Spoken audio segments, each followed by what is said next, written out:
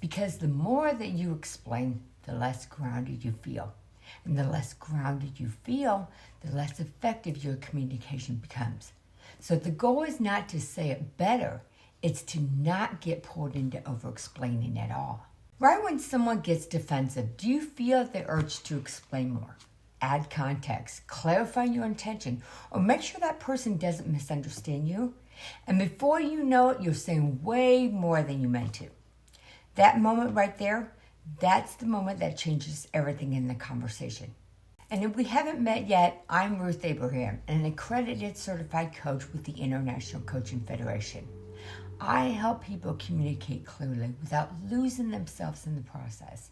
And communication is one of the most important skills that you can build. In the last video, we talked about why over-explaining happens. And in this video, I'm going to show you what to do in the exact moment that you feel that urge. Because if you can catch it there, you can change the entire conversation.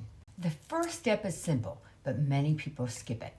Notice the urge, that moment when your brain says, let me add one more thing. That's the signal, not a cue to speak more, a cue to pause. Let me say that differently.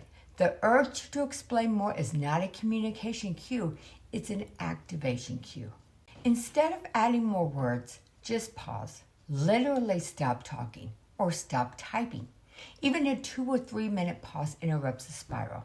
Because over-explaining builds momentum, pausing breaks it. For example, instead of, let me explain what I meant, you stop. That silence will probably feel uncomfortable, but it's powerful. Now here's the shift. Say less, not better. Not more clear, but less. Sometimes clarity is not adding, it's subtracting. Choose one sentence or one clear thought. For example, I've shared what I meant, or that's not what felt important to me, and stop. And this is the hardest part. Let them react however they react without jumping in to fix it. Because over-explaining is often an attempt to control. Control how you're perceived, control how they respond, and control whether the conflict happens. But you don't actually control those things. You only control your clarity. This doesn't mean that you become cold or dismissive.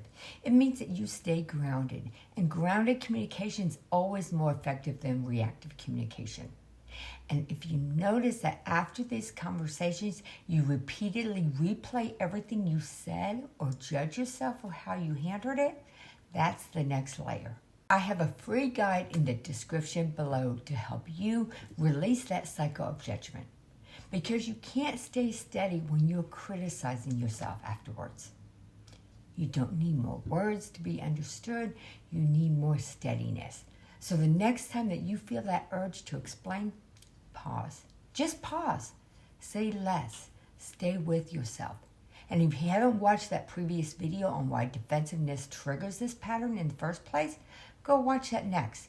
It may make this skill even easier to apply.